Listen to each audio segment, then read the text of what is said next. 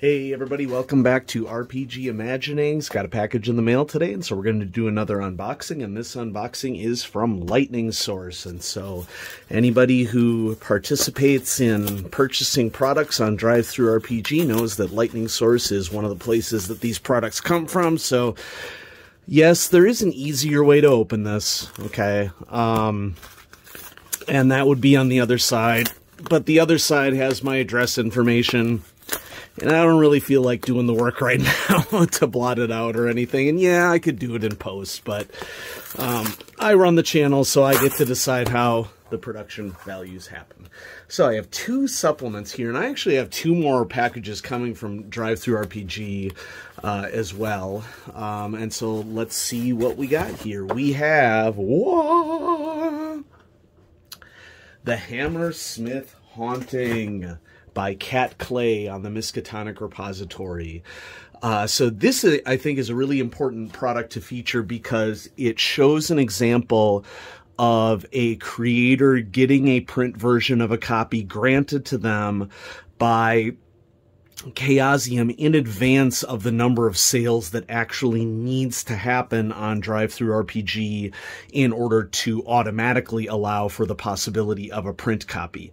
And for those of you in the audience who are not aware, it takes a lot of work to prepare the files and the layout for a print product on DriveThruRPG. And of course, I will never pretend to understand precisely what is needed, but I know enough to know that it's a ton of work and that respect should be given to people who are preparing those products for print. And so this is great because you get Chaosium recognizing the work of a community member, you get a community member learning new skills, and I wholeheartedly support everybody being successful on the Miskatonic Repository.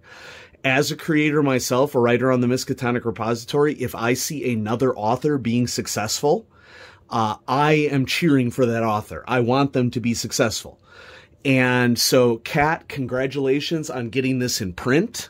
And it's a really beautiful bound book. You know, this is a single scenario. It's a short scenario, but the cover art is evocative. That was one of the things that right away when I saw that the Hammersmith Haunting went on print, I decided to get it immediately. And the other thing is I am all about gaslight scenarios for Call of Cthulhu. And so I am really looking forward to diving into this one. Let's just take a look at the inside. You know, so already we got beautiful page art. There's so many people on the Miskatonic Repository that do much better things with layout than I do, and I fully respect that.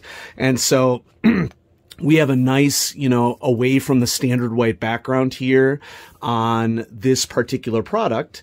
And I mean, the layout just looks spectacular. Ooh, here's something that I think is really noteworthy. You can see that there's like the effect of little stains on the image, sort of aging on the image. I think that that's a really cool effect.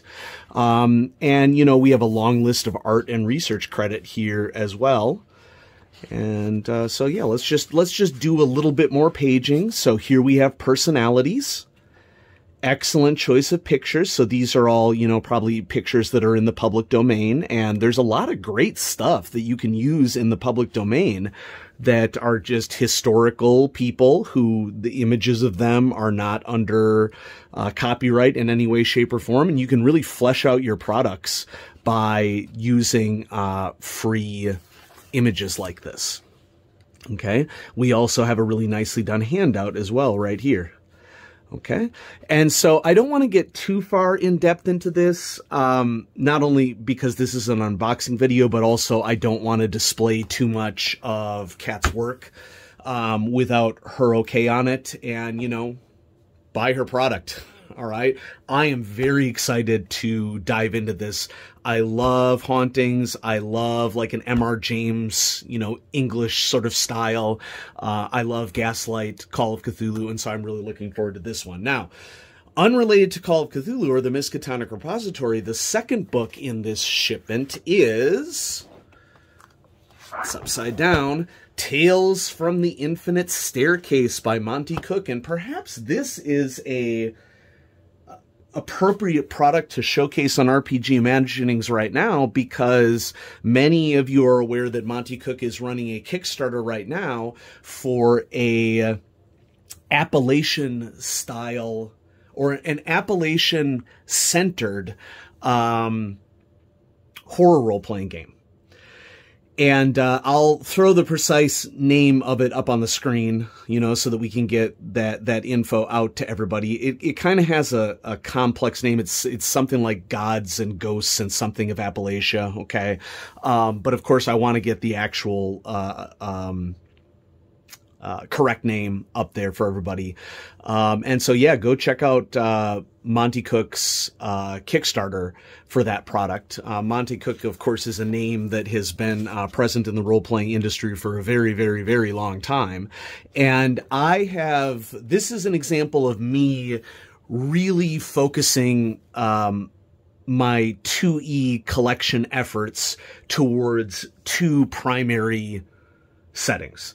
Anybody who has watched prior videos on RPG Imaginings know that Ravenloft has been my primary setting. I've been collecting a lot of Ravenloft since it's been available for POD, stuff that I really wanted to get when I was a teenager but didn't have the pocket money for. And I didn't understand Planescape when I was a teen is probably the easiest way to describe it. And so the Tales from the Infinite Staircase here is a collection of adventures specifically for Planescape. Planescape is the multiverse before the multiverse was cool, people. Okay. And so, you know, I think an interesting discussion right now in our culture is why are multiverse concepts so compelling to people right now. You know, I don't think that it's just, you know, the success of Marvel that is driving it per se, because, you know, when difficult things happen throughout history, it often drives literature and media of different sorts. Everything Everywhere All at Once is an example of a movie that fits that concept. That was my birthday selection. I just had a birthday. I turned the big 4-5, and that was my movie selection because I had heard amazing things about it. And folks, it was like, sorry about the dogs barking, can't do anything about that. It was like drinking from a fire hose is the way that I would summarize the movie. You know, it reminds me of how people, I'm sure, must have felt when they watched the end of 2001: A Space Odyssey for the first time, only that was like the entire movie practically. Okay? So, my hypothesis, okay, as someone who's interested in human psychology, is that multiverse is very popular right now because we're all kind of wishing we were living in a different reality. Okay. I don't think that that's a stretch, but, you know, go ahead and place your hypotheses down in the comments. Okay. So these are all just a set of scenarios for Planescape. I've really gotten into the setting now that I sort of understand the creativity that went behind it. And I really like sort of the, unique vocabulary of the world that everybody is, players are referred to as Burks, in this setting. And, you know, they leaned into it, some would argue a little heavily. The art style was very unique. It sort of all had like this, sepia quality to it, and was more of like a rough sketch style of art. And I love that art style. It's just something that connects with me pretty easily. And so yeah, here we have Tales from the Infinite Staircase, Formian City. That's a really cool map. Okay, it's sort of like a isometric style map that has some 3D qualities to it. And then we have just a straight up 2D from above map. And here we have some of these Formian workers. There were a lot of really cool species that were released with Planescape, Thrykeen probably being the most famous of those. And yeah, artwork in here is cool. It'll be fun to see where these adventures are located and which of the different planes of existence, because I mean that's the cool concept of Planescape, is that any adventure could take place in a vastly different realm than what anybody is used to, with different rules of physics, different rules of etiquette and culture. I think Planescape probably should have lasted a lot longer than it did. I've really come to cherish Planescape as a setting. And, you know, with Ravenloft, I think that there was a lot of really cool concepts in 2E, regardless of how you feel about the system.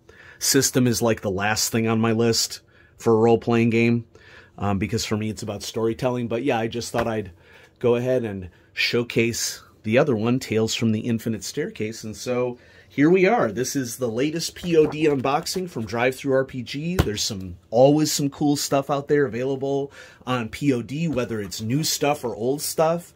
And we're kind of living in this wonderful renaissance period right now for the role-playing industry, where those of us who couldn't or chose not to access, or people who weren't born when stuff originally came out, can get access to those old products. And we also have new authors coming into the fold, and we can read fresh takes on the work. I believe that a community is strongest when there is a healthy and communicative mixture of long-standing members of a community and new members of a community. And just because new members of a community's ideas are different, it does not inherently make them wrong. I think that we should be listening to everyone's perspectives, but especially perspectives that are as welcoming as possible, and will encourage people to publish more, because I think we all benefit when more people can publish.